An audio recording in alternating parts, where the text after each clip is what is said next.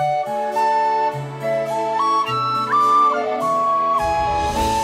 Tara. I'm Ryan. We love Disney movies. So we decided to watch them all, from Snow White to Frozen 2 and beyond. Each episode will watch a different Walt Disney Animated Studios film and tell you all about it.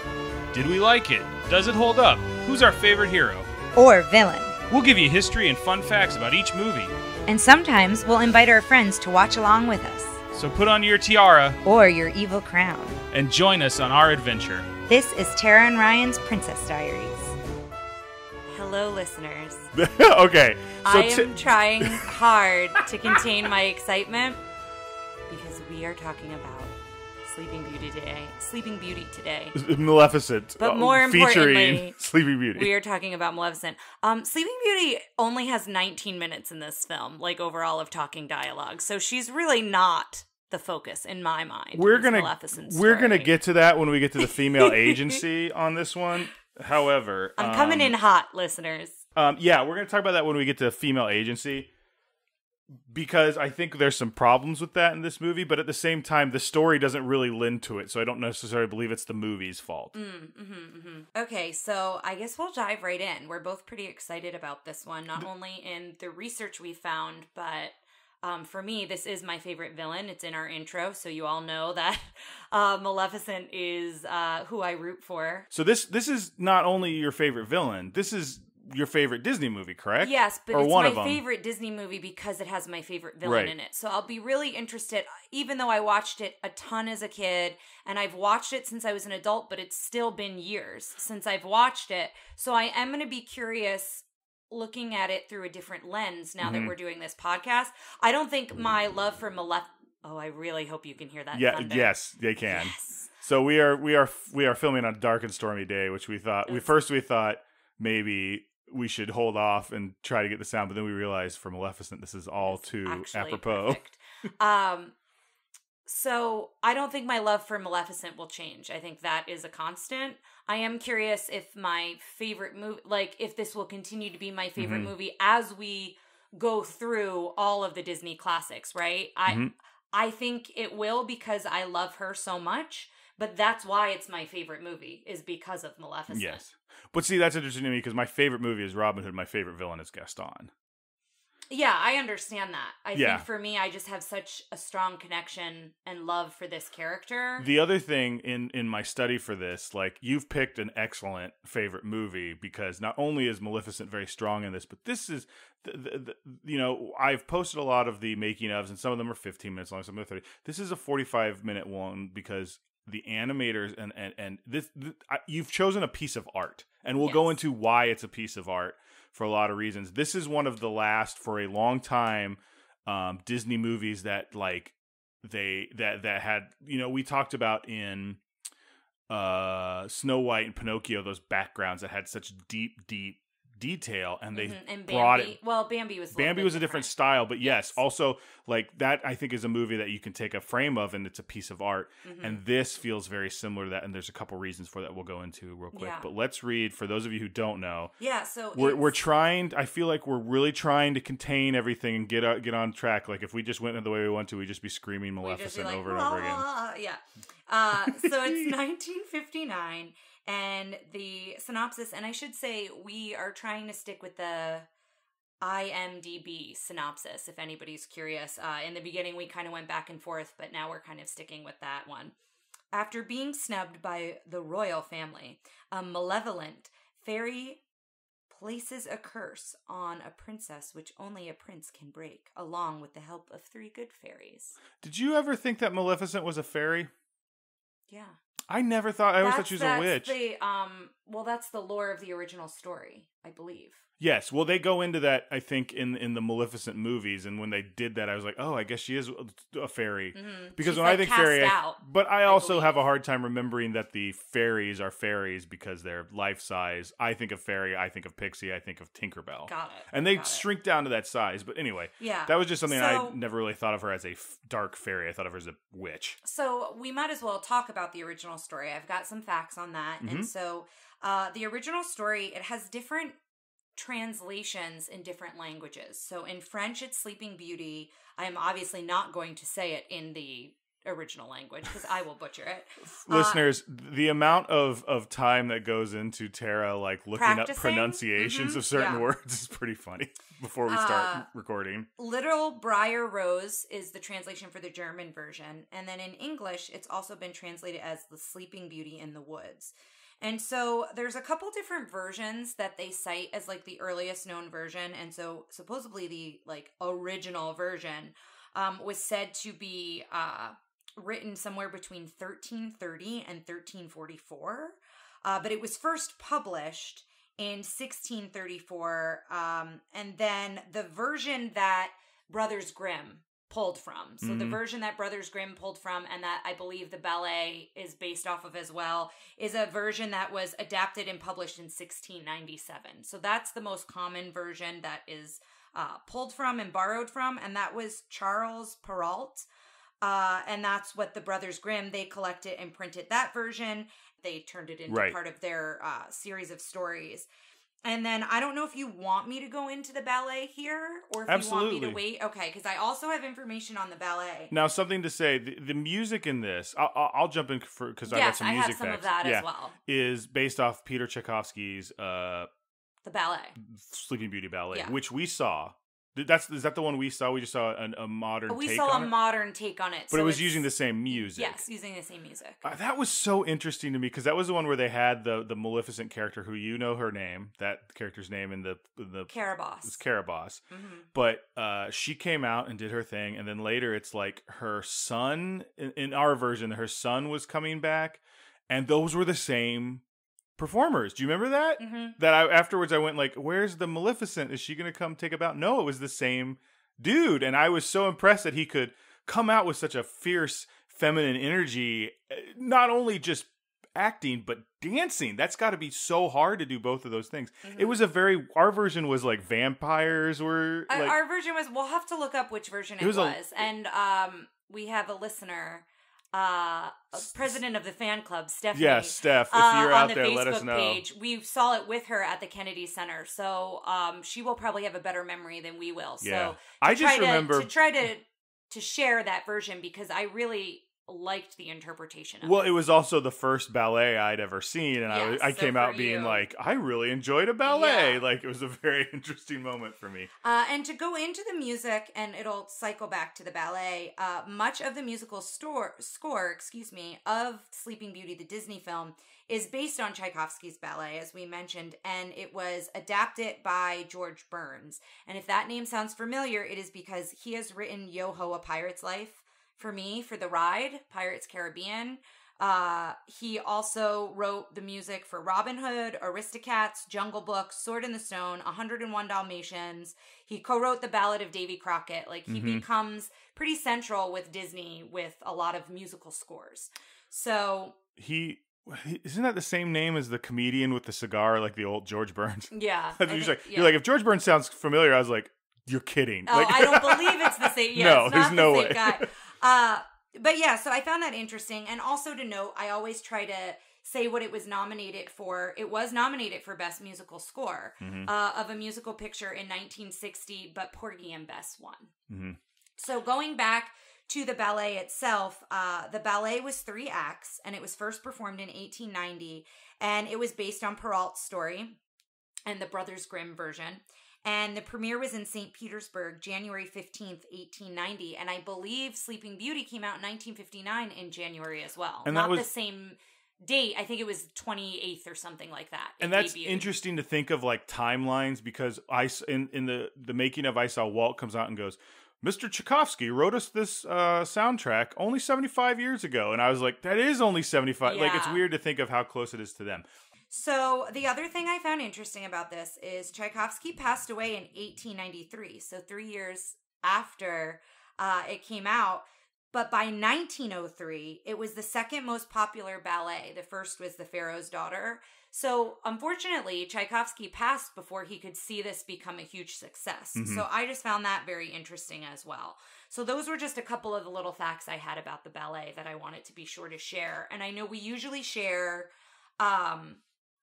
the score on Rotten Tomatoes and the budget and things like that. So I kind of wanted to go into that. It got an 88% on Rotten Tomatoes, and I'm currently listening to our Peter Pan episode, and Peter Pan got 80%, and I'm judging the Rotten Tomatoes score on this because it should be much higher than That's that. interesting. No, and I know you're biased, but I'm like totally biased. after watching this making of, let's talk a little bit about. No, you're right. Let's finish your thing. But yeah, there's reasons I believe that this should be much higher. Yeah, I agree. Again, I'm biased, but so I have here that it had a budget of $6 million, and I don't know, which is insane. Yeah, it was a very high budget, right? Yes, $6 million is a lot of money, especially for back then. Just to point something out, it made its money back originally. No, it didn't do well. It didn't do well simply because it cost so much to make. Yeah, like it wasn't that it wasn't a success, so to speak, in people enjoying it, but it didn't make its money back because the budget was so high. Right? Is that how you describe it? There's a lot of, like, after this, we still have a lot of Disney classics, but I think you'll watch and you'll see that they're not quite as perfected, and like there's a little bit more of kind of like there's methods that we'll get into, like they call it like the Xerox era, I think in the 70s and stuff like that. They kept moving towards that because it's quicker ways to do stuff. They repeat animations. You'll see that a lot more. Well, and the other thing that I read too, which I found interesting, and I double checked it to make sure it was right looking at our list, this is the last true fairy tale until The Little Mermaid in 1989. Yeah. So I found that very interesting as well. And I wonder, I'm loving this thunder so much. I'm living for it. I wonder if that also had to do with like how this did, right? If they moved away from, and there could have been a million reasons why they moved away from doing a true fairy tale, right? For a little while, but I found that fact very interesting. So yeah, I'm not exactly sure if that had anything to do with it. I feel like we've hit our big three princesses for a while, which are Cinderella. Snow White, Cinderella, and this one. And then there was they talked a little bit about this movie was supposed to be focusing more on style and an art, and he wanted to do deeper storytelling because the original fairy tale is like 3 paragraphs long or something like that. And he wanted like a story of like not only they talk about in Snow White, in order to pad out the story, it's like let's do a bunch of gimmicks and bits with the dwarfs. And this one it's more of like let's create a longer story. I don't know why they didn't do that going forward, but it's definitely makes sense that they would look back to this period to kind of reinvigorate the when they start with Little Mermaid, the Renaissance, because I believe what we're at the end of right now is known as the Disney Silver era. Like the golden era was before World War II. It was like Snow White to right before the package films, and then now we're in the Silver era where it's that like they're redefining, they're kind of using a lot of what they did, but they're figuring out their style. I'm not 100% sure. I need to be better about those. But I do want to talk a little bit about the decisions and why they decided to make this film, because this film, all the other movies they did do, throughout the 50s weren't nearly, this movie was in development pretty much throughout the entire 50s. Yeah, I read it was 10 years. Like it was in production and development for at least 10 years. Yeah, story all the way up to this.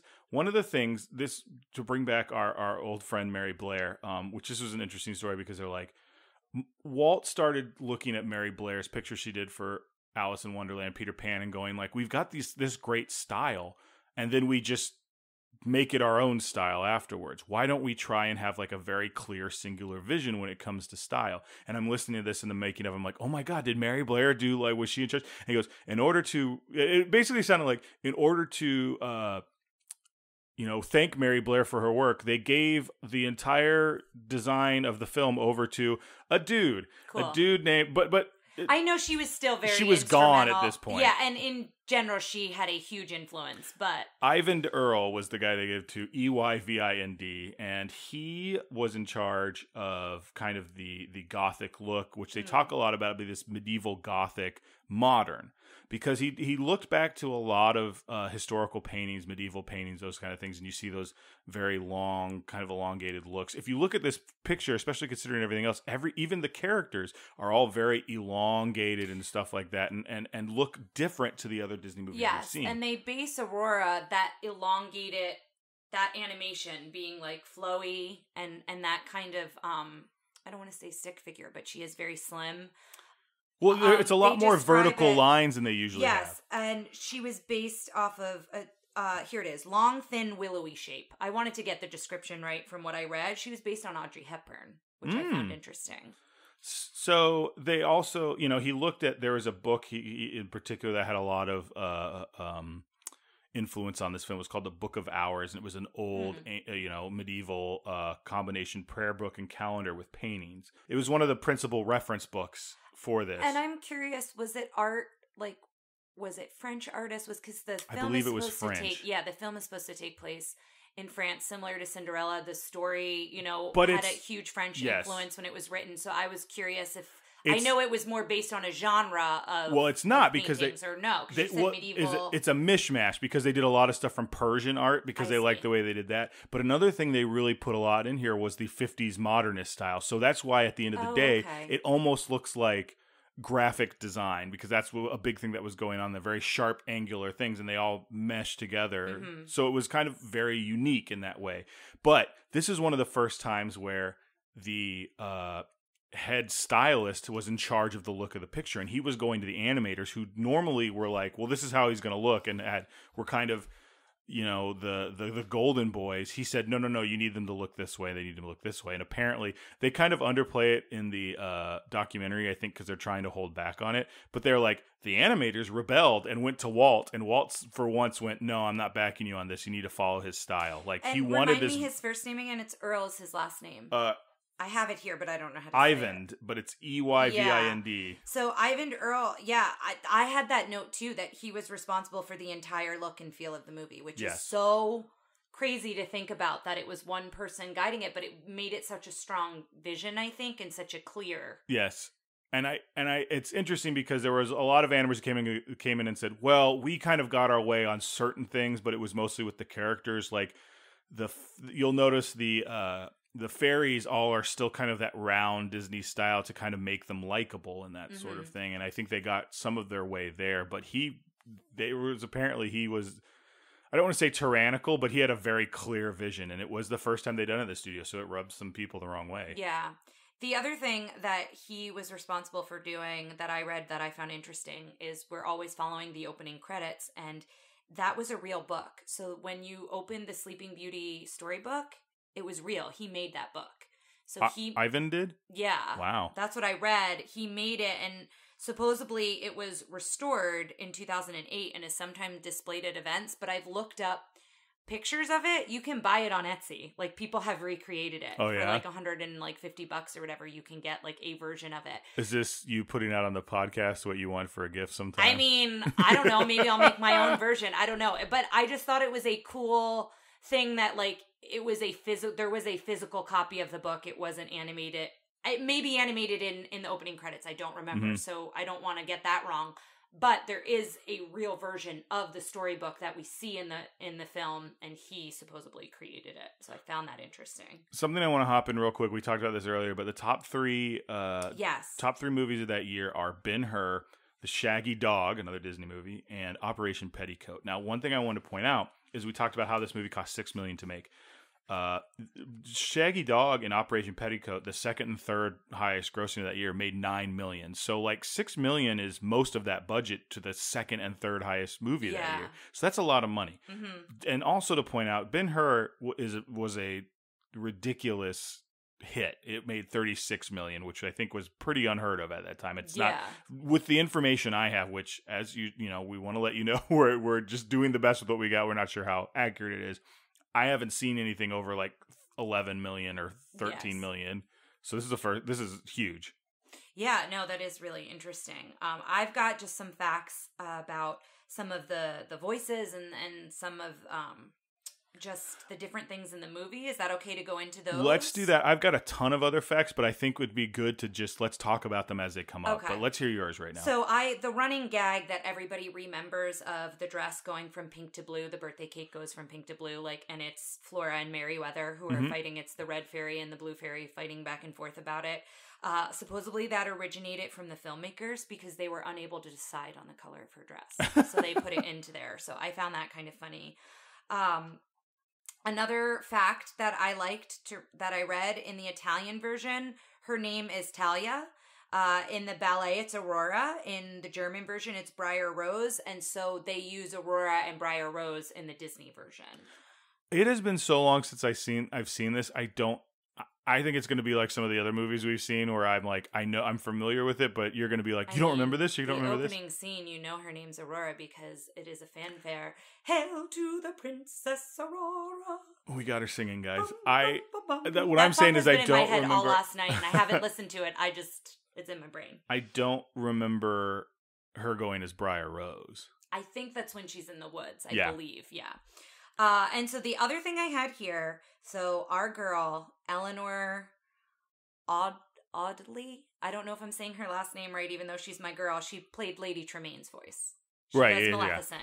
So I apologize because here I am saying she's my girl. I do have a little thing about that. Apparently, we may have the same fact. Is it about her when she walked into the studio? Okay. No, so it's two different facts. So the one I have is she originally turned down the role of Maleficent because she had tuberculosis. So when Disney offered it to her, he didn't know that, and she turned it down, and he was supposedly very surprised. Like, why are you turning it down? And then they found out later she had TB, and she didn't want to overwork her voice. So luckily, she recovered, and she accepted the role. So could you imagine if she was too sick to be, like, this is such an iconic voice, and she kills it. Could you imagine if it couldn't have been her? Why are you yelling at me? I'm sorry. I just thinking of it being someone else is wild to me. So, one of the people in the I've been waiting for this person to show up somewhere. Don Bluth worked on this movie. Do you know who Don Bluth is? The name sounds very familiar. So he ended up splitting from Disney and doing like All Dogs Go to Heaven and Anastasia, and he started his own studio that did a lot of those. I'm not the biggest fan of those movies. Like some of them are cool. Both of those. So. But those movies are scary. Yeah. Those might not. I think they should not make our way into our list, but we should. I think it'd be fun to do episodes on them. But so I've been waiting for him because he was one of the big, like, a lot of people go to Disney and then offshoot and do their own thing, but he was like one of the big success stories for a while, especially in the 80s and 90s. He was on this documentary and he was talking about apparently all the animators. One of the things that when the actors would show up, they'd all like get at the window and look just to be like, okay, this is how they move and this is this. And apparently, whenever she showed up there, they go, "There's Maleficent, she's here." Like they would in hushed tones like whisper about her because apparently she's animated very similar to how she moves. Well, and you watched we're gonna post a picture of her when they did the live action, her dressed up. With her cigarette in her hand on the staff. It's so fun. Yeah. I don't think they realized that was in that picture, and I just was losing. Tara was taking the dog on a walk, and I called her and was like, "You gotta get back here." It's a really great shot, like really great picture. The other thing that I have is second only to Dumbo, because if we remember, Dumbo didn't speak at all. Mm-hmm. The Disney title character, which I mentioned at the start, Sleeping Beauty, has about 18 minutes, I believe. Of screen 18 time? or 19 minutes of actual dialogue. No. 18 lines of actual dialogue. All my notes are jumbled. I apologize. What I have here is 18 lines of actual dialogue. The first line is not spoken until 19 minutes into the film. We don't hear her voice. Well, because she's a baby. But she sings 2 songs in that time frame as well. So she does sing, but I think overall, she does not have a lot of screen time comparatively. Like, as far as, like, her dialogue is concerned. I'll jump in with that real quick because I have Mary Costas was the voice actress, and she had some very lovely things that Walt talked to her because everyone said she had such a beautiful voice, and it was funny because she apparently had a very thick Southern accent, and that she had to get rid of and kind of move to this, as they put it, like mid-Atlantic, also kind of British accent. Well, yeah, which is interesting that she has kind of this British accent, but it's supposed to take place in France. Like, right. That's something but yeah. But I think everyone kept saying, like, she had such a lovely voice, and it was probably one of the best fairy tale voices, and so, like, and she started talking about, Walt came to her and said, you should think of your singing voice as an extension of your speech. You should almost be singing your speech lines. And he goes, I want you to paint with your voice. Oh, I love that. Yeah. Oh, that's such a beautiful quote. I love that. Well, it's so simple, but I love it. Yeah, and I think that really again, I haven't seen this movie in a while, but the scenes I saw in the making of it, I was like, oh, that makes a whole lot of sense. Yeah. And I don't want to diminish when she does speak, but I just found it an interesting comparison to Dumbo because he doesn't speak at all. I always like things for listeners to look out for. There is a hidden Mickey. And supposedly when the fairies talk about how to help the king and the queen, Merryweather makes cookies and they're in the shape of Mickey. So we'll have to look out for that. The other thing that a couple other things that I found very interesting, the Disneyland Castle was named for the film, but the park opened 4 years prior to the film coming out. That's what you call synergy and looking for, Yes, and, getting people excited for it. There's a physical representation of Sleeping Beauty's castle, but there's not yet a movie of Sleeping Beauty. Can you imagine, if they put, something like The Black Cauldron, which I think is their first, flop, not... is critical and no one liked it. If they put something behind it, we've made a new Disneyland and it's got the Black Cauldron. Yeah, and it didn't do well. Yeah. So the other thing I found interesting is the dancing on clouds concept at the end. Her and the prince are dancing in the clouds. Walt wanted to use this apparently in Snow White and Cinderella, and that didn't happen. But it's used here in Sleeping Beauty, and then eventually it gets reused in Beauty and the Beast and Princess and the Frog. So that kind of image gets reused. For sound effects, a flamethrower was used to create the dragon breath sound. Wow. And supposedly the snapping jaw was castanets. Yeah, that makes sense. I was listening to that and I forgot how it's very sharp and very clear sound. And do you know, this is a trivia fact. The Muffin Man? Well, I do know the Muffin Man. Okay. But do you know the name of Maleficent's raven? It's never said. I don't believe it's ever Thurl. said. I want it to be Thurl Ravens. Thurl Ravenscroft. Why is a raven like a raven? Yeah. It's never said, I believe, in the film. The name is never mentioned. But Diablo. Oh, I think I did know that. I think I've heard that someplace. Probably from Villainous or something. Yeah. So I don't believe she ever calls the raven by name, but that is the raven's name. The other thing I found very interesting, this is another comparing it to other Disney movies. The Queen is the first mother of a Disney princess to be alive during the film. And this doesn't happen again until Mulan in 1998. Wait, say it again. She's the first Disney princess's mom. Disney princess mom, because I was like, Mrs. Dumbo's alive? Mrs. Jumbo. Okay, I see what you're saying. Yeah, princess. Disney princess's mom who's alive in the film. Yeah. And that doesn't happen again until Mulan in 1998. Isn't that crazy? Yeah, I mean, we can track it to make sure that it's an accurate fact, but that's I feel like there's something deeper to dive into there. I don't know that I really have know what that is just yet. And then, of course, I want to end with a Maleficent fact. Supposedly, the look of Maleficent was inspired by an actress, Mela, I think. Mela Nurmis. I don't know if I'm saying her name right. I'm so sorry. But she played the character Vampira, which is also an extension of Elvira, has a very similar look to Vampira. Morticia Addams. And the actress based Vampira off of Morticia Addams and the evil queen from Snow White. So it's a weird circle of they thought of Vampira for Maleficent because of, I think the eyebrows you can notice are very similar and the sharp lines of her clothing, and it's very specific, but then she based her performance off of Morticia Addams and the evil queen from Snow White, which, it's just kind of this full circle of these very strong women characters. Yeah. I thought. Well, cool. I'm ready. I know you are. Yes. The other thing we should mention here is this is the first one we're watching on Blu-ray because we own it, so it is already on our shelf. Don't give away the ending. Come on, man. But yeah, so we are watching this one, and there are some fun extras that we will mention when we come back. And we'll double check to see if they're on Disney Plus as well. But we are so pumped, and listeners, we are going to see you on the other side.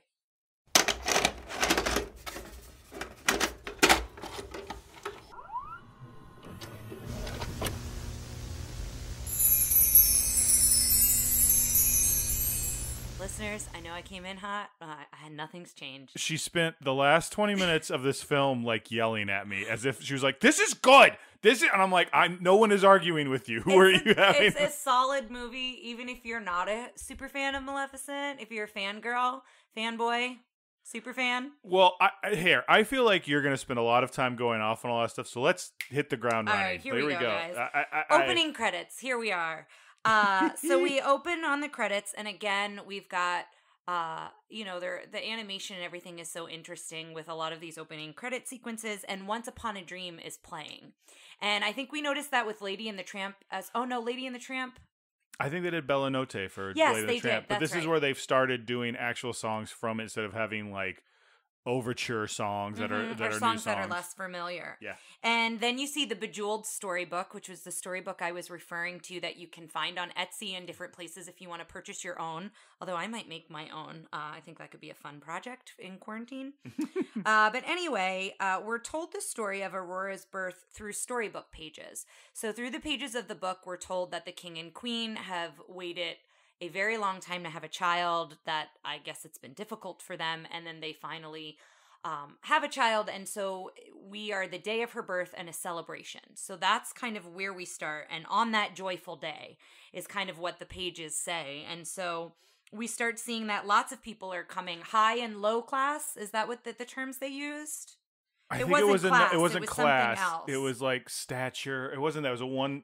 Anyway, but it's people from all over. But they talk about and this just from a start of animation. That first scene of actual animation is just so many different elements moving, and some of them are repeated. But it's so many people moving, and it feels like they, in Disney, it's all about putting different cells on top of each other and taking pictures. That had to have many, many, many cells working on it at once. Well, and also the different heights, because you have the banners of the different families coming in and the flags, and so like there's different perspectives there of like there's so much going on, I feel like, in terms of how tall, how colorful. That was one thing I noticed throughout this whole thing, is the big wide shots with everything in it. That's why it felt so much like a painting, because it wasn't like a film where it's like you have a point of focus. It's everything is at the same level, and it felt a little flat like that in some of the shots, but I think because they were trying to replicate that medieval style of painting,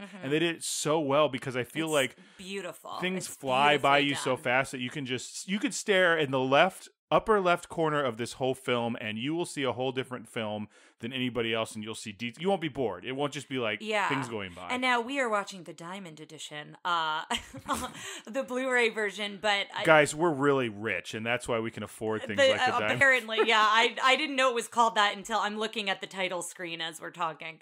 So I'm sure it's enhanced a little bit, but what they did originally is so beautiful. Right. They did such a fantastic job, and you see it from the opening shots here. And so then comes that song that I was singing earlier, Hail to the Princess Aurora, and everybody is kind of joyful and celebrating that she's born. We never actually see her as a baby. We see her crib and everybody coming in to pay their respects and give gifts to her. Which I noted, because the last time we saw a baby, it was that kind Lady of weird-looking baby from Lady and the Tramp.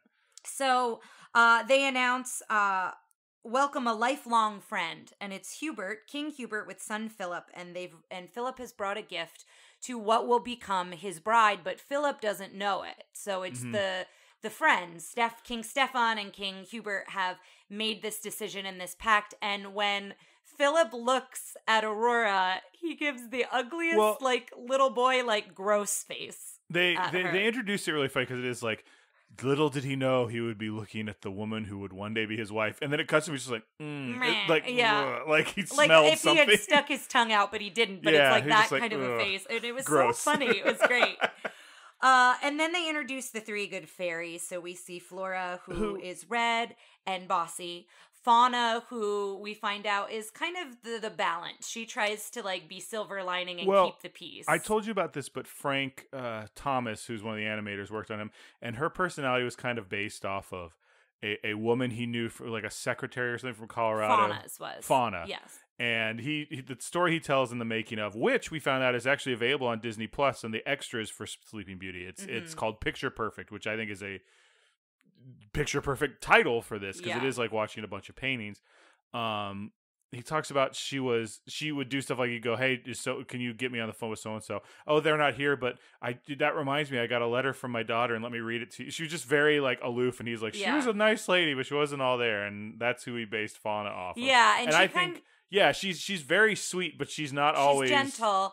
The smartest whip, is that what you say? I guess, yeah. And Flora is bossy, and we're going into their personalities even more than you see them here, because we're just introducing them, but I figured while we introduce them. So Merryweather is the blue fairy. She was always my favorite, and she's spunky, and I think she brings a lot of humor to the fairies, and her and Flora, they're both strong personalities, so that's why Fauna is kind of the in-between. So we're introduced to these three, and Flora gives her the gift of beauty, and when they show the gift of beauty being bestowed on her, it's so ethereal, and the animation is so beautiful and whimsical here. And it looks so advanced. Like what they did was not easy to do, and it looks like almost like early computer animation. Obviously not what they were doing in 1959, but worth a look. If someone who, I know we've got a few animators who I think listen to our podcast, so if you want to chime in, let us know. Yeah, it was so beautiful the way they did it. And so it's this ethereal, very whimsical animation, and then it comes back to kind of the sparkles from the wand and the spell, and they're bestowed on to the baby. And then the next gift, Fauna gives her the gift of song, and then Merryweather is about to bestow her gift. So before this, what do we think Merryweather was going to give her? I'm going to say grace. Oh, I was going to say the gift. Well, she's got grace.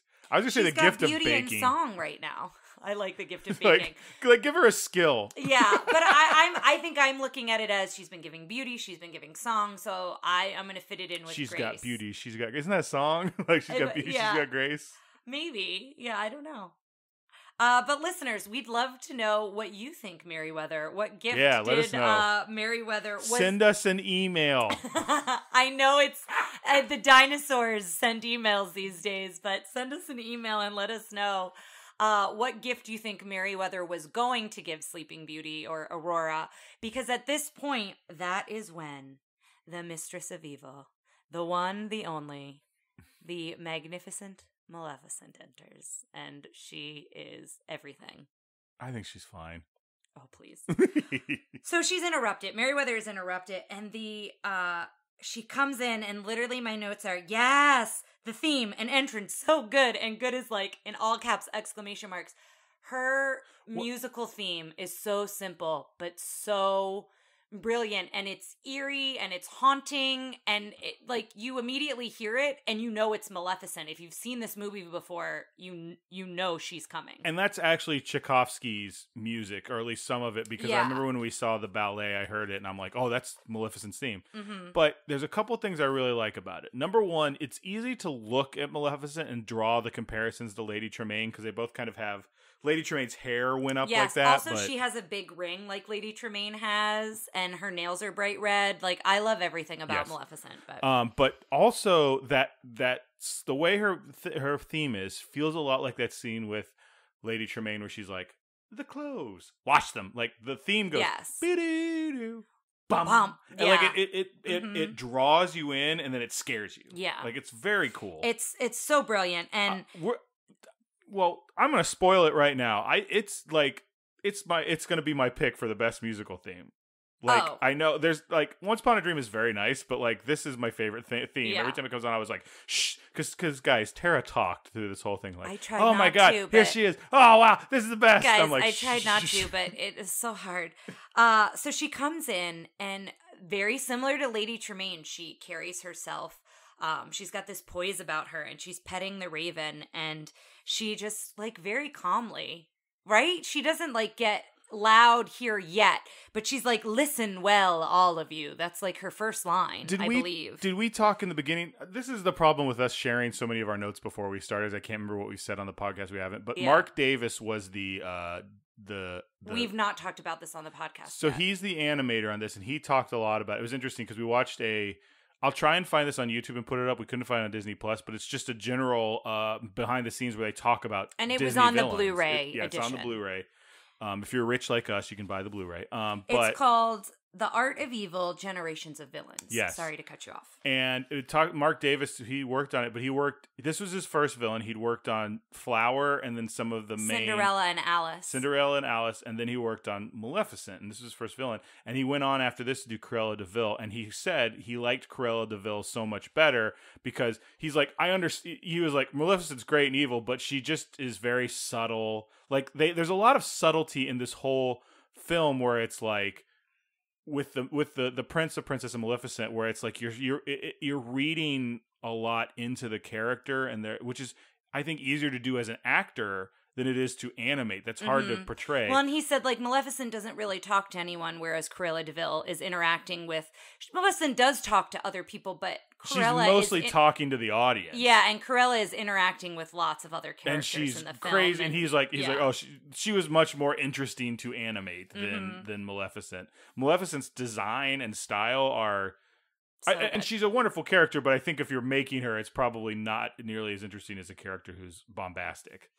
But the sound of her staff is the other note I have here. Every time she hits that staff down, that's another along with her theme, it's like you know exactly what that sound is from if you hear it.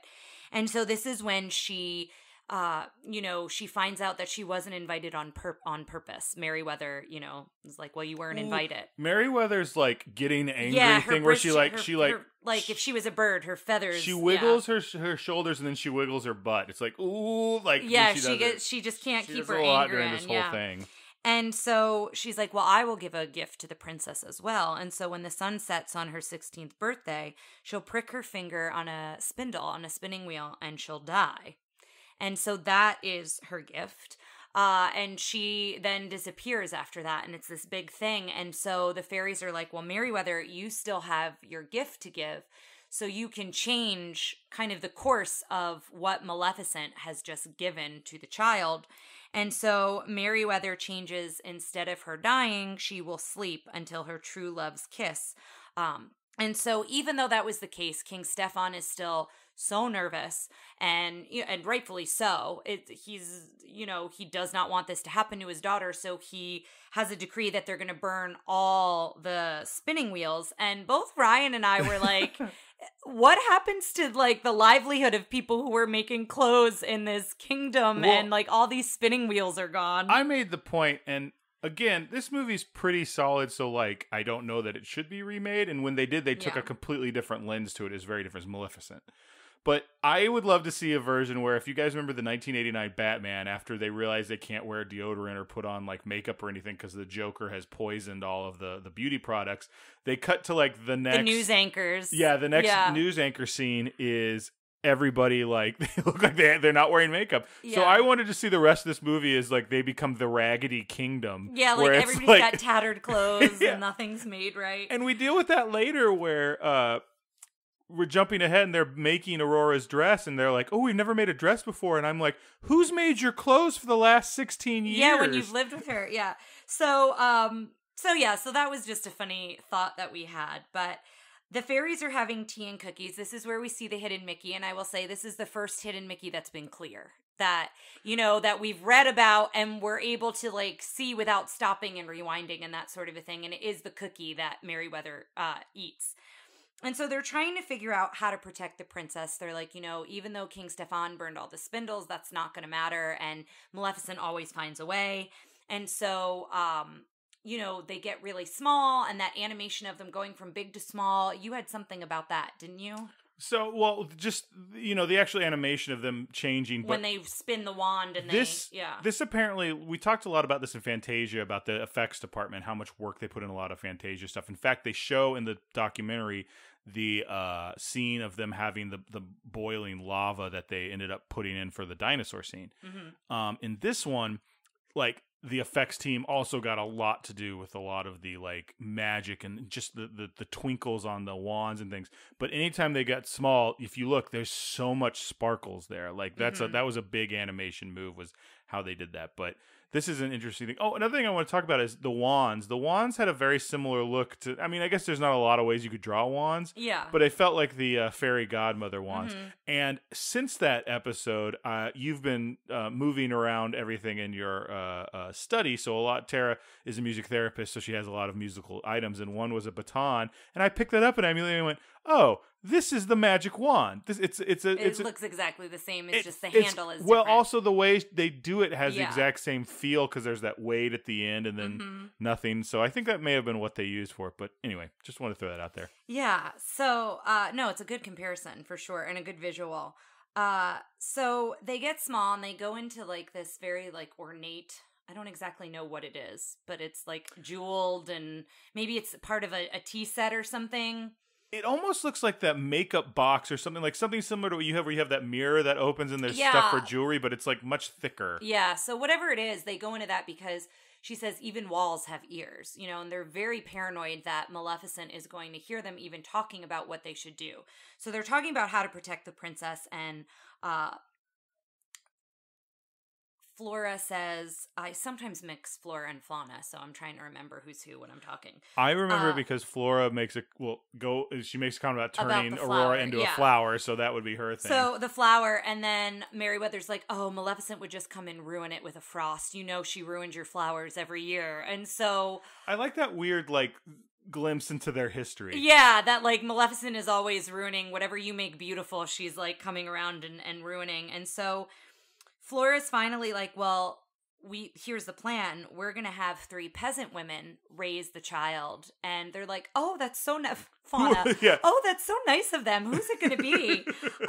And Flora's like, it's going to be us. And so she says, we're not going to use magic. We're not going to live like with our wands, nothing. And Merryweather like can't fathom it. She's like, what do you mean no wands? And so they're going through it, and so she's changing their clothes so they look like the peasant women, and then like getting rid of their wings, and of course Flora still has her wings, and then Merryweather, before Flora takes her wand, she makes sure that her wings are gone. It's like a lot of back and forth with the two of them in this scene. I had a lot. Flora kind of had a little bit of go away heat with me. Mm-hmm. I agree with you, but I think it balances out. Each personality plays off of one another. I was going to say when they change them all, she changes Merryweather's costume to be pink instead of blue. Yeah, yes. That's the first time we see the argument of pink and blue between the two of them. But it just kind of Flora is usually right and is a good person, but at the same time she doesn't really she's kind of the head of that trio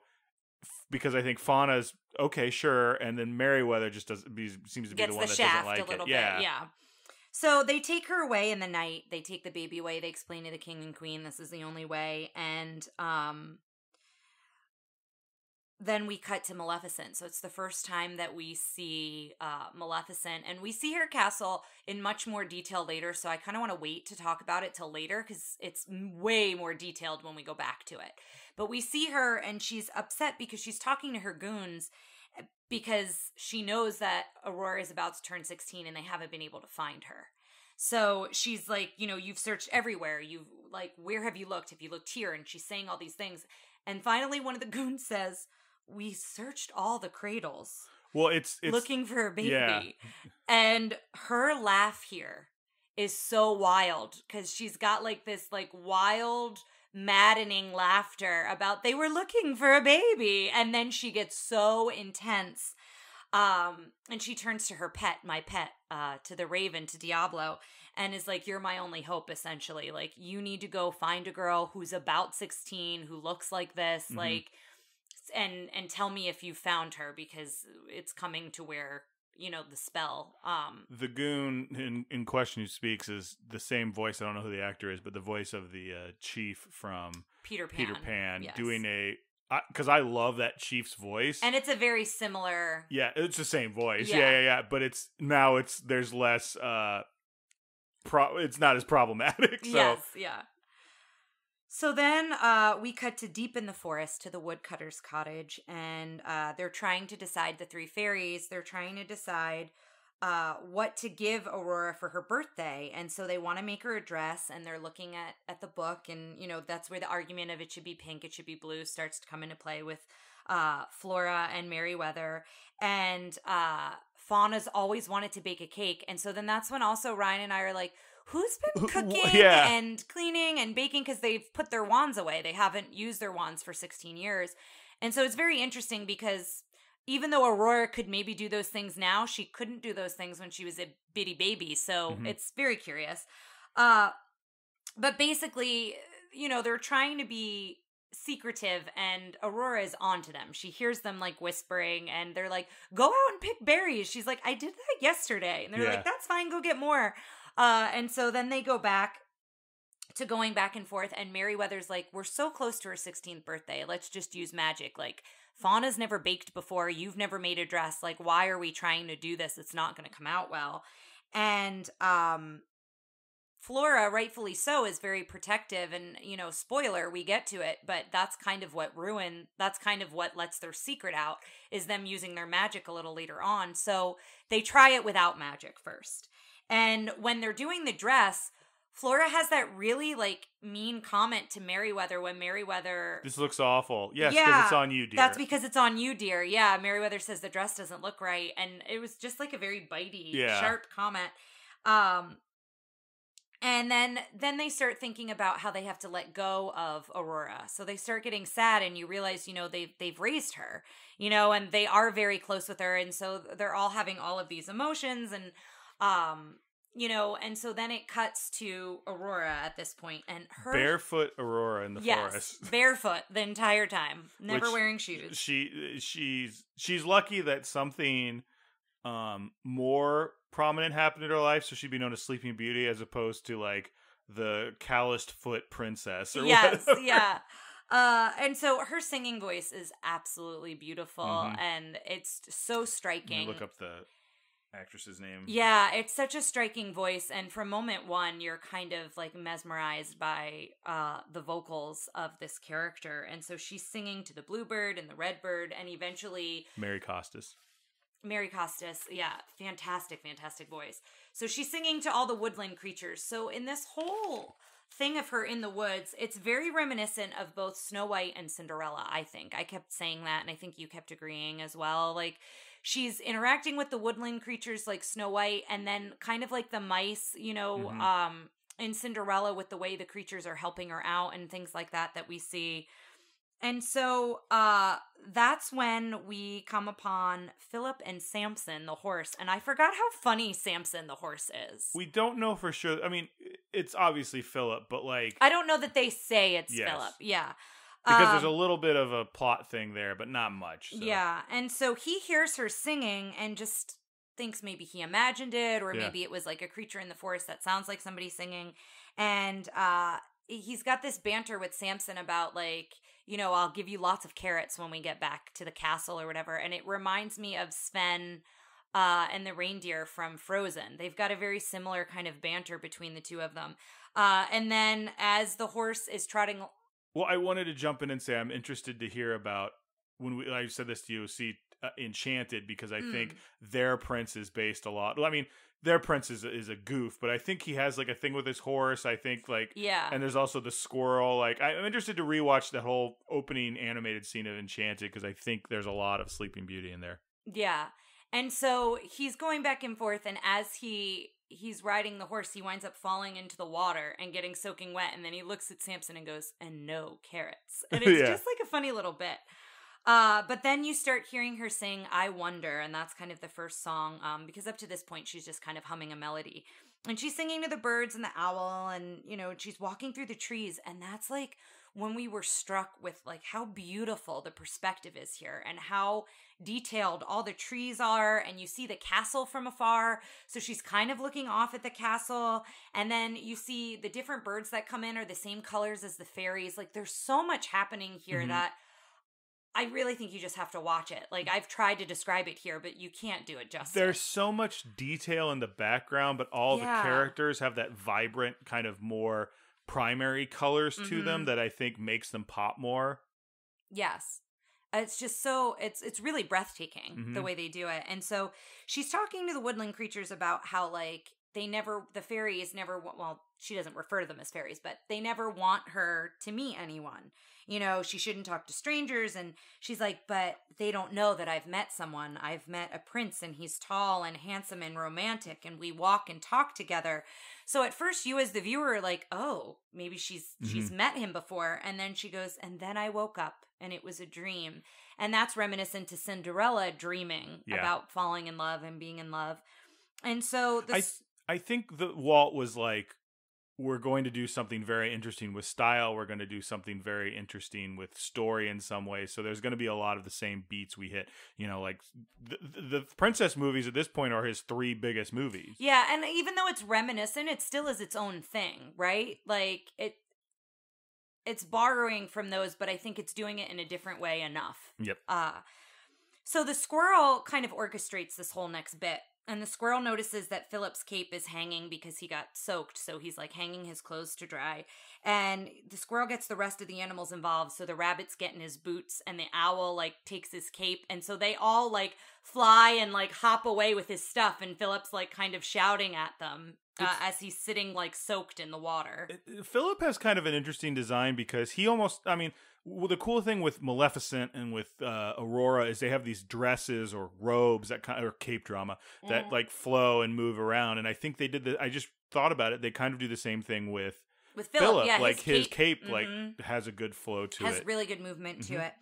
And so she starts singing Once Upon a Dream and dancing with the owl, who is now, the owl's got the cape around him and the squirrel's in the hat. And the rabbits in the boots. And it's such a funny, I always remember that scene. And it's so much fun seeing her dance with them. And then the prince, like in Snow White, just comes in and joins her and just like sings like, la, like right in her face. It's a little bit different here. He doesn't scare her because the Snow White prince is like, today. Yes, like, that's true. That's true. But he does come in like very like full singing, and he's got a great singing voice too. And he comes in singing the same melody and kind of just jumps in to where the owl was. And I wrote here, he's such a smooth talker because she's like, oh no, because he's you're a stranger. He's like, but we've met before. And she's like, what do you mean? He's like, in your dreams. Like, he's been like, listening a little bit. Once upon a dream. And she's like, oh. And which, so he... implications are a little creepy, but I feel like if you're in for the fairy tale aspect of it, this is a good version of that. He literally sweeps her off her feet in this scene, and they're dancing together and they're walking together and they're holding hands. And now we're back to looking at the castle from afar, and that's when he asks, who are you and what's your name? So one thing I want to jump in there with, apparently Mary Costas was the only voice on the documentary I saw, but apparently I think a few people had schoolgirl crushes on Bill Shirley, who's the voice of Prince Philip. Not only was he handsome, but apparently she made a big deal of saying how nice he was. Aww. So I just thought that was fun. Yeah, that's great. So he's asking her name, and that's when she's like, oh my gosh, I actually should have never talked to you, and I can't tell you my name, and I'm not allowed to really be doing what I'm doing right now. Because she spent 16 years probably being told, don't Sheltered. Talk to strangers. Yeah. And not being told why. So she's just very like, I don't know what's going to happen now that I've told you these things. And so he's like, well, when will I see you again? And she says, never. And then she says, well, no, not never. And then he's like, tonight? And she's like, okay, sure. Meet me at the cottage in the Glen. And so that's kind of how they leave it, is her running away and him being like, okay, I'm coming back tonight to see her. And so then we go back to the fairies, and we're seeing how things are going. And I forgot to mention earlier when Fauna's trying to make the cake and she folds in the eggs. I love that bit that she literally drops the eggs in with the hole and folds the batter over it and then crunches the shells into the batter. I can't tell you, as somebody who kind of tried a couple baking recipes over this quarantine, has been like, what does fold in mean? It took me a while to figure that out. It's also, if you're a Schitt's Creek fan, folding in the cheese. There's an episode with Moira and David, and Moira saying that she used to cook this recipe all the time, and they're like, no, you didn't. And then they try to do it, and they get real stuck on what is folding in the cheese.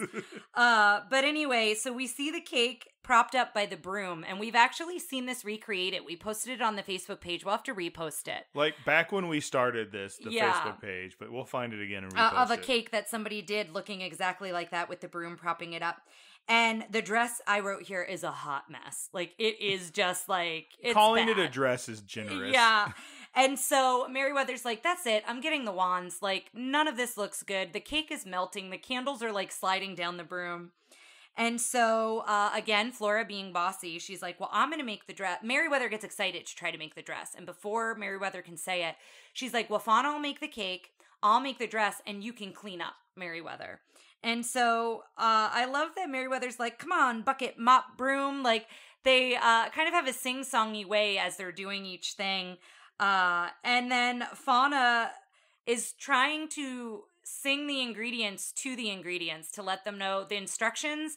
And then she tells the ingredients, oh, just look at it. It says it right there. She shows them the book and they all gather around and go, okay, we got it. Yeah, the flour, the eggs, everything's like, okay, we've got it. So that's a funny little bit. And which feels similar to Alice in Wonderland, where those daffodils like murder two of their friends with symbols, where they're like, oh yes, I have to sacrifice myself. The eggs just like crack open and then the shells just disappear. Yeah. Like, it's so weird. So then this is where the battle of the pink and blue really comes into play, because as Merryweather's cleaning, she sees it's pink and she's like, no, blue. And so she changes it to blue. And then, then they're changing their outfits back and forth to pink and blue. And then they're changing the dress back and forth to pink and blue. And this is, I should say here, we didn't mention this, but when they got out the wands, they tried to make sure that they closed every window, that they pulled the drapes, that they filled every nook and cranny of each window so the magic wouldn't get out, because they were trying to be very careful, but they didn't think about the chimney, and then they get caught up in this magic fight of changing the dress colors. And so I thought that was a cool bit of the raven flying over and you just seeing these puffs of magic coming from the trees, which is coming out of the two chimney pipes out of the cottage. And so that's how the raven finds them. And so then we see that the dress is a mess. It's like paint splattered, two different colors. Yeah, it looks like two. Yeah, exactly. Paint splatter. And and they hear Aurora coming back, sing-songing, and so the mop's still running, and they're like, "Who didn't stop the mop?" And so and Merryweather says, "Stop, mop," I think is what she says. It's her magic words. Yeah, and then at the last minute, she changes it blue. So the dress does stay blue at this point. There's a part where Flora just goes, "Make it pink." Like, I just love that they go, "Make it blue." Make it pink. Yeah. Like, they're telling their wands what they want it to do, which is interesting to me. And then as Aurora comes in, she's so sing-songy and so happy, and they all wish surprise and happy birthday, which is very similar to Cinderella, although it is actually Aurora's birthday, whereas Gus just says happy birthday. And so she tells them she's met someone, and she is so head over heels and so dreamy, and is like, you'll meet him tonight. He's coming back tonight. And the fairies all get like very serious, and they're like, oh no, this is terrible. You're already betrothed to Prince Philip, and you're a princess, and you can never see this man again. And like, could you imagine being 16 years old? Like, you've grown up your whole life with these women, and you don't know any of this, and they're dumping it on you because now they're in a panic that, oh no, who is this man that you've met? Meanwhile, the Raven is hearing everything. So the Raven has confirmed that is Aurora because he's heard the story. So not only the magic, but he's heard you're betrothed to Philip. So he flies off as Aurora is devastated. That's interesting. We were talking about this later, how Maleficent seems to know. Did they say in that you're going to prick your finger and you might fall asleep? Or no, they didn't. No, they don't warn her about that. So Maleficent has figured that out somewhere else. I guess she's heard somewhere else that she's not going to die. She's turned to sleep instead. But Aurora is distraught by this information, and rightfully so. Exactly. Like, I think a lot of times, sometimes it's like, well, you can't marry this prince. But I think this is like legit. Like, not only is it just you can't marry this prince, but it's like, my whole life is a lie. Like, I finally fall in love. Yeah, I fell in love. Like, I found the person I was dreaming about, and now you're telling me I can never see him again, and I'm a princess, and I don't what is happening, and I have to leave tonight. And so it's a lot of information at once. And so she's up in her room and she's crying, and then we go back to the castle. And so King Hubert and King Stefan are waiting on Aurora to arrive. And Hubert is eating the feast. So the feast is there, but he's already eating. He is very reminiscent of the prince's father, the king in Cinderella. Yes. not only the way he's animated, but like he's got Both a of their similar designs. personality. I think Stefan isn't so much like the Duke from Cinderella. Yeah. But I think it's a similar like tall guy, dark hair, beard next to, He also will find later, I'm pretty sure they steal some of his animation for Friar Tuck in Robin Hood when we start getting into the reusing animation to cut costs. So they're toasting with wine, and Hubert says, I've saved this wine for 16 years, and his... I forgot about the minstrel. The minstrel, it's so funny. Or a bard. Yeah, whoever it is comes in with his... What would lute? Yeah. No. That's got to be a mandolin, right? Or is that a lute? I think it might be a lute. You're more of the music I'm expert the music than me. person. I Whoa, know. I'm sorry. It's fine. I sometimes get that, and it's like I can't know everything. But I meant of the two people in the room, you might know more than I do. I think it's a lute, but it could also be a mandolin. A mandolin has more strings. So anyway, the minstrel brings out this wine. It's a lute. It is a lute? Okay. Yes. So my musician cred is just safe. As a heads up, you can get a beginner lute for about $3.45, it looks like. Oh, cool. So they start singing this silly song called Scumps. Yes, you heard me right. SKUMPS, because we put up the captions. Because we went, what are they saying? What are they singing? And so they're singing this silly song, and the minstrel is getting drunk along with the kings, but even before the kings, like he keeps pouring himself a little extra, and it's a very comedic bit if you're just watching the minstrel and watching how he's getting more wine throughout all of this. And then King Hubert is showing plans of a castle that he's finished with 40 bedrooms, and he says it's really just a honeymoon cottage. It's not like anything crazy with 40 bedrooms, which I just thought was funny. And so they're like talking back and forth, and he starts pouring the wine, and Hubert's missing the cups, and then the minstrel puts the lute under it, so it fills the lute with wine, and then he drinks it, and he goes under the table, and for a little while, all you see is his feet, because he's under the table and hiccuping. And then Hubert gets extremely upset. Under the Table and Hiccuping is my favorite Dave Matthews album. It's great. It's terrible. So Hubert gets upset because Stefan says, like, this all might come as a shock to my daughter. I also haven't seen my daughter in 16 years. He's trying to communicate this, but he barely gets the words out. And Hubert immediately is like, oh, my son isn't good enough for her. And they get into this like banter back and forth. And they're supposed to be good friends because they announced that in the beginning. And they get into this fight, and then they both laugh. Like, they're both like, we're being silly. He starts trying to sword fight him with a fish. And then they start realizing how silly they're being. Well, this is the part I like really laughed at because he starts going. They start laughing because he's like, I can't believe I'm sword fighting with a fish. It's so ridiculous. But then he sheathes the fish into as his a belt. Sword, and it's in his belt, and it stays there. Yes, for the rest of the scene. And so then they start talking about grandchildren, and so they're bonding again over grandchildren and these different things that are going to happen. And they look for where the wine went. They're like, oh, we need more wine. And then they see the feet under the you table. hear that weird, like, electric sounding. Of the lute strings, like... As he's snoring, his head is in the lute lute, and you see the hiccups going up, and so he's snoring and hitting some of the strings. He's a great character, and he's purely animation. He's There's like Bill. He's got no lines. Yeah. Well, Bill had lines. Bill had lines, that's right. Yeah. Bill the Lizard from Alice The in minstrel Wonderland. is a oft forgotten and underrated Sleeping Beauty character. Agreed. So then Philip arrives, and we're trying to figure out why he's come back to the castle. But my assumption is he knows he's supposed to be at the castle because Aurora is arriving, and I think he wants to let his father know he's fallen in love.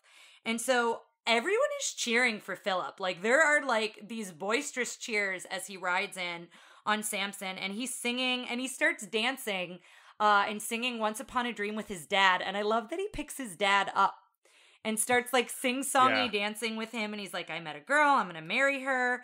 And he mentions that she's a peasant girl. And his father gets so upset, and he's like, no, you're betrothed to Aurora. And what do you mean a peasant girl? And then he says, Father, you're living in the past. This is the 14th century after all, which I got that becomes like kind of a running joke throughout they keep making jokes. It's like, oh, it's the 14th century, you know. I just thought that was that felt like something that was maybe happening in homes across America. Yeah.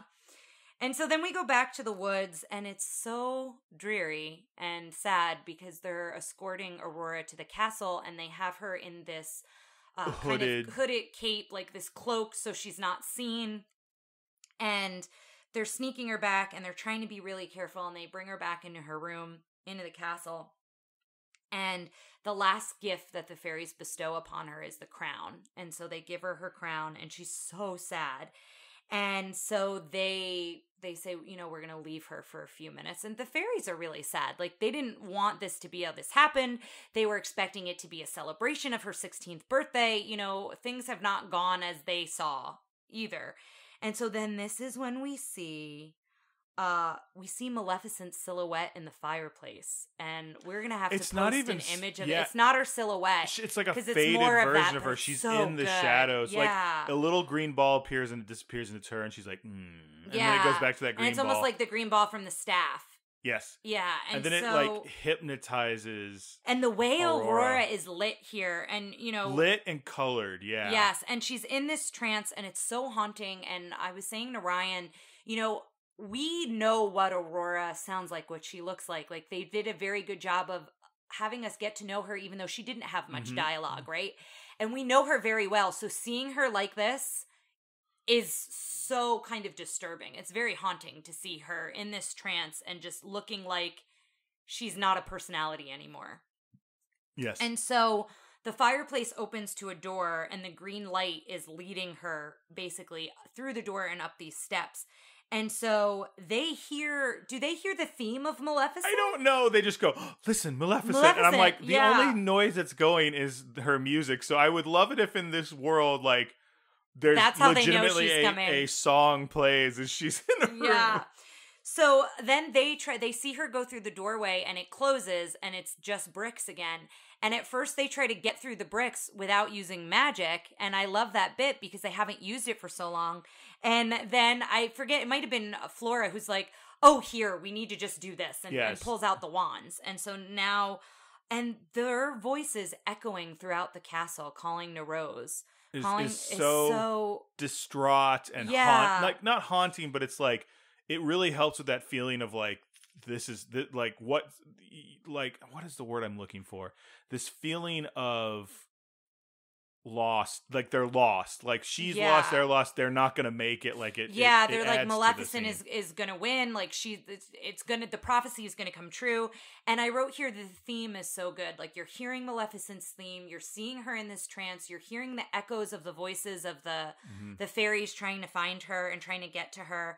And so the spindle appears, and she reaches her hand out, and then you hear Maleficent's voice say, touch the spindle, touch it, I say. And I can't do a good Maleficent. That was actually pretty good. And then this is when she introduces herself as the mistress of all evil. I think it's hard where you hear it. Yes, I think it's hard for you to do a Maleficent voice, because when you start doing it, you get so happy about doing it that, like, her thing is she's so menacing, and you can't do it because you're like, oh, I'm doing a Maleficent voice. Probably. So she reveals that it's already happened. The fairies come up, and there is... Here is your princess! Yeah, here's Aurora, here's Rose on the floor. Her hair's, like, all disheveled, and she's face down, so you can't really, like, see her much more than that. And so we go back to cutting to the king and queen waiting for her. And then Hubert is like, I have to tell you something about Philip. He's like, oh gosh, I have to break this Which to I Stefan. like that he was like... He wants to be upfront with him, to be like... He wants to be upfront. He also takes Philip's side. Yeah, he's like, my son's in love. Like, I don't... And that's when the 14th century thing comes back a little bit here. And the sun has set, and that's a really beautiful scene, too. The sunset behind the castle. And they're celebrating, and the fairies are, for lack of a better term, they're laying her to rest. Like, she has not died, but, like... They're making her comfortable, so she's not just on the floor. Yeah, so they're putting her, you don't see them put her in her bed, but they walk away from her, and she's in her bed with the blanket on her and everything. And they talk about, oh my gosh, the king and queen are going to be so upset. Like, how are we going to tell them? This is so awful. And then Fauna says, well, they're not going to know, because we're going to just put everybody to sleep. Like, we're just going to put the whole castle to sleep, and then nobody has to be upset, and, and then we'll figure it out from there, essentially. And so you, like, had a feeling about this. Have you changed your mind? No, I still think it's weird. But, it's, again, I don't think it's detrimental to the story. But I think it's weird that they put the whole castle to sleep. Like, I think in the story, like, also in the original story, she didn't know Philip. Her whole kingdom went to sleep, and Philip found her kingdom 100 years later and woke her up. So that's a little creepier. Yeah. But I also am just like, I don't know why I don't know. It's just weird. And your point was it's saving them some trauma. Yeah, I looked at it from an empathetic standpoint. Was like, I kind of like that they're freezing everyone in time. So like Aurora's parents won't have died like when she wakes up if it's 100 years later or whatever. Like everybody's in the same moment. And that's what I kind of like about it. And I like that they're trying to do what they can. They feel like it's their fault. Like they didn't do their job. They were supposed to protect her. You think this is empathetic? I do. So the next time, like, you're like, oh no, I missed something, I'm just gonna put a cloth of ether over your and like chloroform, put you to sleep, be like, shh, I'm being empathetic, and then when you wake up later. In this storyline, I think they are doing what they can to lessen the devastation. Oh man, the Eagles are losing. Shh. I think they're doing what they can to lessen how devastating the situation is what I was trying to get at. I'm sorry, I'm enjoying that. I know you are, yeah. Just like you like keep waking up and you're like, gosh, darn it, Ryan, stop it. So, as they're putting everybody to sleep, Flora hears King Hubert mention that his son has fallen in love with a peasant girl. And as he's falling asleep, she's like, what peasant girl? What's her name? Where'd he meet her? And so he's like drowsy and off to sleep, but she realizes that Prince Philip is who she met in the woods. And she's like, oh my goodness, we have to get back to the cottage because he's going to meet Aurora. No one's there. And so now we see Philip back at the cottage. And you hear a voice, come in. And it's actually Maleficent. And so she sets a trap and her face is full of glee because she was expecting to just capture a peasant. You know, she was expecting to just capture somebody who fell in love with her, who is a commoner, not the prince. And so it was a pleasant surprise to her that it was Prince Philip that fell in love with Aurora, fell in love with her. And so I love how she tells her goons away with him, but gently. She's like, don't harm him. And you find out why later. Yes. But she's like, don't harm him, but make sure you take him away. Because that was my thing for most of this. Like, oh, if she doesn't want this solved, why doesn't she just kill him? And she reveals her plan shortly here. They do a good job of I'm like, oh, here's another loophole in a Disney movie. I'm like, oh no, this yeah. They take care of it. And so when the fairies get to the cottage, they're too late, and they see Philip's hat, and they realize that they have to go to the Forbidden Mountains. And here's where I said that give me the Forbidden Mountains. Give me Maleficent's castle. I want that instead of Sleeping Beauty's castle and Cinderella's castle. I want a villain castle. This is a good spot to kind of put this in here, and we'll do some more research and put it up on some of our social media. But there was a rumor at one point of a villain's park being a new park added. Yeah. And I think we're going to design our own version of a villain's park at some point. But I think having a park and having this be instead of Cinderella's or Sleeping Beauty's castle, it's so good. And this is where we really see it in detail. Yeah. Like in the Forbidden Mountains. And I think like you could design it so it's not like ground level. Like you could design it up higher and forced perspective. Like you don't actually go in it. Yeah, I mean, you could, but yeah, I guess you don't have to. Well, if it's forced perspective, then that means that it's probably going to be if you get there. Okay, see, I'd like to go in it. So, all right, we'll have to do some talking. Okay. But anyway. Any Imagineers out there, get back to us. Seriously. Email us, and please. I'm sure it's been designed, it's been suggested. Like we were saying later, when all the thorns go around the castle, I'm like, why don't they do that for Halloween? Why don't they put all the thorns around Sleeping Beauty's castle and make it creepy for Halloween that like Maleficent has taken over the park? Like I think that would be really cool. And like Ryan said to me when I said that, he's like, I'm sure someone's thought of that. Like it is a pretty like linear thought, but I'm curious as to what made them decide to not do that.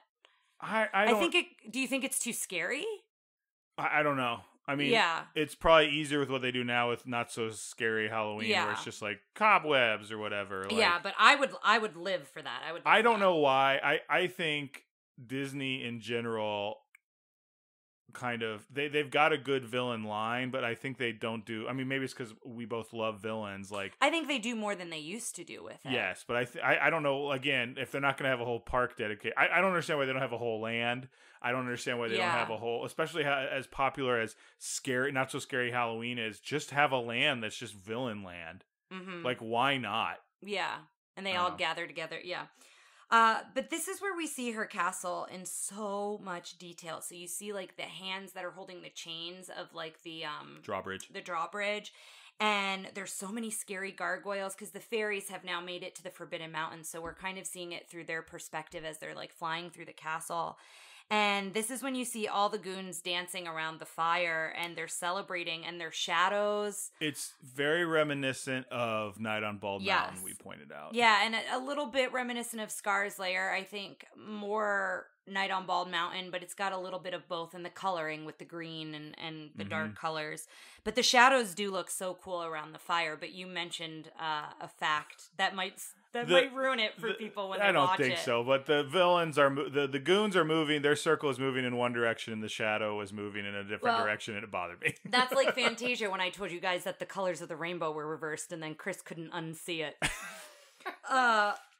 But anyway, so she's sitting in her throne, and she's very pleased with herself, but she's not like overly joyful here. But she's she's content, I guess I would say. She's thinking, like she's definitely, that's one of the things they talk about her is like, she's very introspective and how do you put that onto an animation? Yeah. And they do a good job of it here. And so you watch her go to the prince and she floats the way she moves, like, but when her cape goes over the stairs, like it moves down each stair. And there's a scene later, if you guys go back and watch this, when, spoiler alert, Princess Aurora and Philip are going down the stairs, and her dress, I think, looks even better doing this. Well, especially because of the lines on the dress. I think, it draws your eye there more.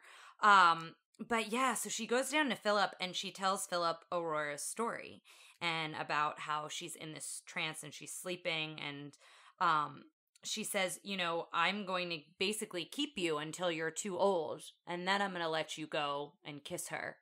So you will be so old. And he's got like this long beard on the horse. Yes. And that's her plan. Is like she's just going to torture him until he's so old he can barely basically make it there to get to kiss her. And that's it, And then she says to the Raven as she's leaving, this is the first time in 16 years that I shall sleep well. Yeah. So she's looking forward to a good night's sleep. And then this is when the fairies come in to Philip's rescue. And they set him free, and you loved the animation of their wands. Oh, it looked like torches, like they were, or like blow torches. or welding torches, undoing the lock and the chains and the shackles. And so they give him a mighty sword of truth, and they give him an enchanted shield of virtue. And Flora says here that we can't join you on your journey. You're going to have to face many other dangers without us. And false. I will say that's the one false thing. They do keep helping him, and they do keep following him on his journey. So when he escapes, the goons are attacking him. I made a good point that I love that the goons have like maces and axes, and they just throw them at him. Yeah. They're not throwing weapons. But so then it's like they drop rocks on him, or and the rocks are turned to bubbles, and the arrows are turned to flowers. Like they're using all things magic that a shield could protect you from. So I don't know why they didn't just let him use the magic shield they gave him. And the Raven is making all this ruckus, and that's how the goons know he's escaping. Yeah, when they come out and they run into the Raven, that whole little animation is cool because the Raven like stops short and kind of. It's so because you don't see him coming. Yeah, he just enters the frame. It's really quick, but I really like that scene. Yeah, and so he's like causing all this commotion and trying to let the goons know, and I think trying to let Maleficent know. And as the prince is getting away, Merryweather is really annoyed. That's where she shakes again. As she's really annoyed by... She goes after him. Yeah, really annoyed by the Raven. And so with her magic, she tries to go after him. And in the last moment, she turns the Raven to stone. So when Maleficent comes out to tell everyone to be quiet, she realizes that my pet, has been turned to stone. And she's devastated, but also really angry because she's realizing what's happening. But they took away her only friend. And that's why I think she deserved her own movie.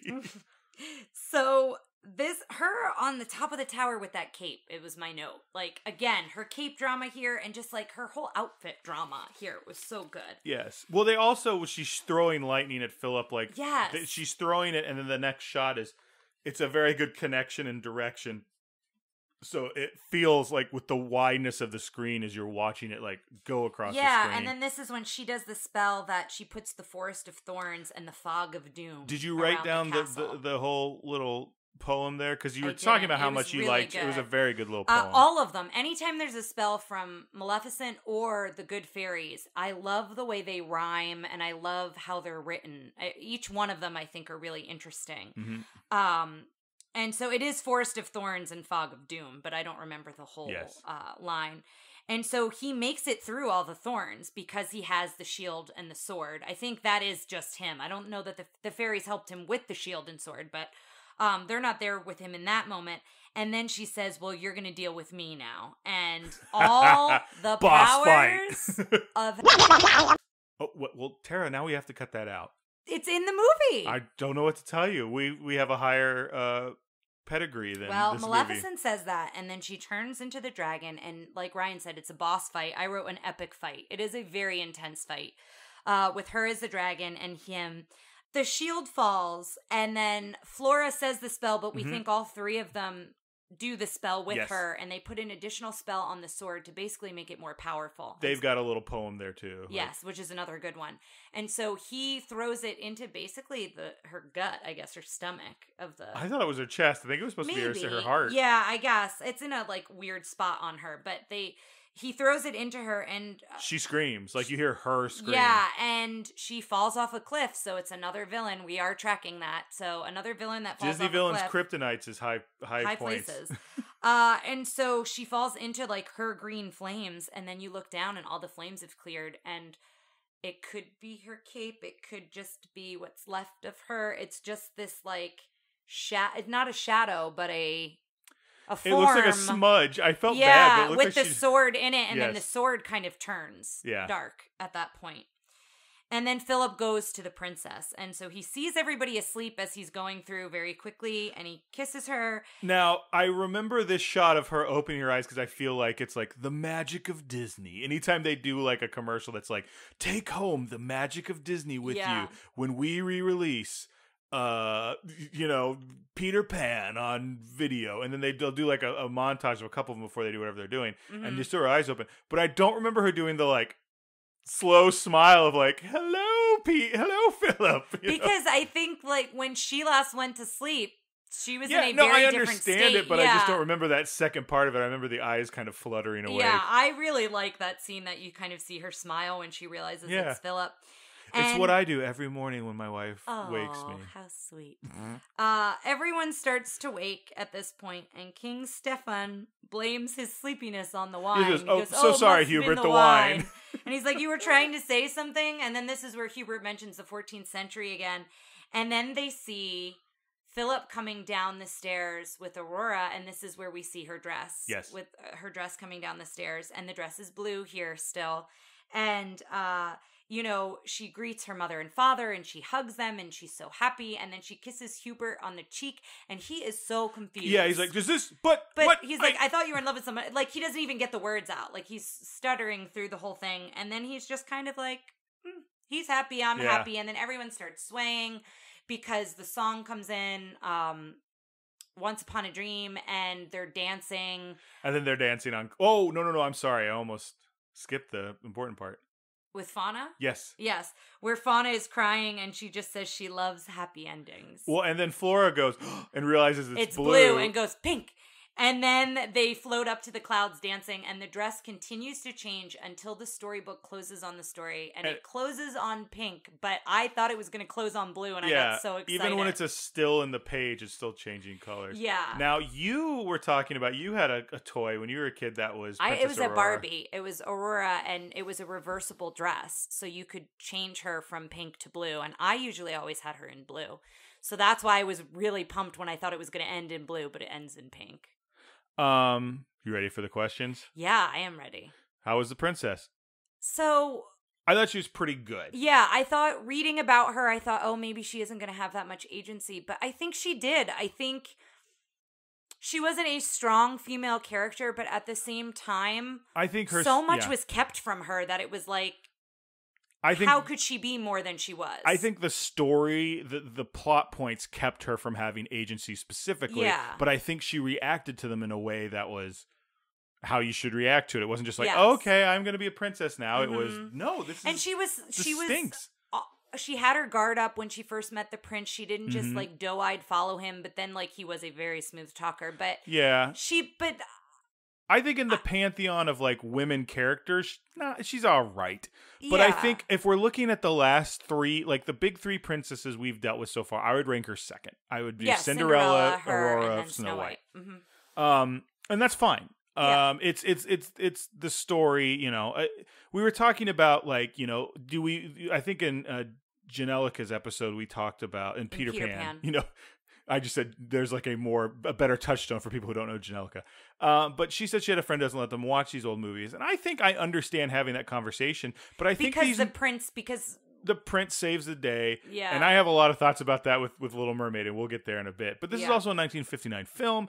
I also think like I think we need to keep pushing in that direction, but I think when you look at the pantheon of what Disney has, it's okay to have this and then also have Frozen and Moana and things that have a little bit more female empowerment. Yeah. And I'm not saying, and we've done it, guys, we're good. No, yeah, but I don't think this one is detrimental in that category. Exactly. Yeah. I think it's you know, a princess story. And if your kid's going in watching a princess story, there's probably a good chance they're going to like they're okay with like she's going to marry a prince and she's going to do this, like, you know, and there's other movies to show them if they want to see that too. But I think she was all right. How was the prince? I loved him. I think he had one so of the much better personality. princes. He was funny. I loved Samson, his horse. His sidekick was great. Yep. And he stuck by his guns. Like, he didn't care that she wasn't a princess, right? He fell in love the same way she fell in love, and like immediately went to his father to be like, this is what's happening. Like, I'm not going to marry... I don't want to marry Aurora. I don't know her. I've never seen her before, right? Like, and he had so much more personality than either of the princes before. And so many more lines, too. I thought he was a good one. I liked him a lot.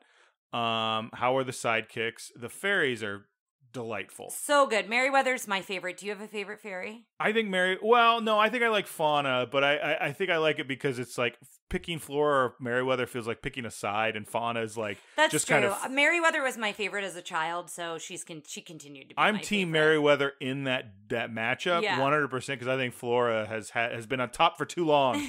But yeah, I'm with you. They were so good. I loved all three of them. I love Diablo. Diablo is awesome. Yeah. I love the goons. The goons don't like do a bunch and they're dumb, but like their design is, and they're animated really interestingly. Their design is right up my alley. I always, when I was a kid, I used to like drawing monsters, and like, but I mean like Sesame Street monsters or anything like that, where it's not like specifically Frankenstein or anything like that. It was just like big eyes and fangs and horns and beaks and whatever.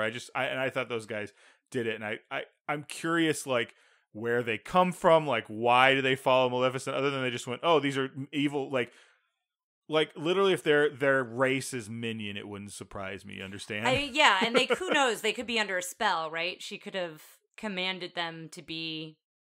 Yes. Yeah, but yeah, they're good too. How does it hold up, female character agency? I mean, we kind of addressed that already. What we didn't address is two things I want to point out. I think the fairies had a lot of agency. Oh, yes. Yeah, we addressed it, I would say, from Aurora's standpoint. Yeah. But yeah, I think the fairies and Maleficent, like, let's talk about her agency. Good point. Her agency is strong and it is intense, and you've got many different female characters in this other than just princess or mother. And I will say in Cinderella, you have many different female characters, but like, go away to the stepsisters. Like, go away. I love the stepsisters. I'm so available. Yeah, like they are kind of funny, but I'm just like, oh man. But in this one, I think you have so many different kinds of personalities because you have the three fairies, because you have Maleficent, because you have Aurora.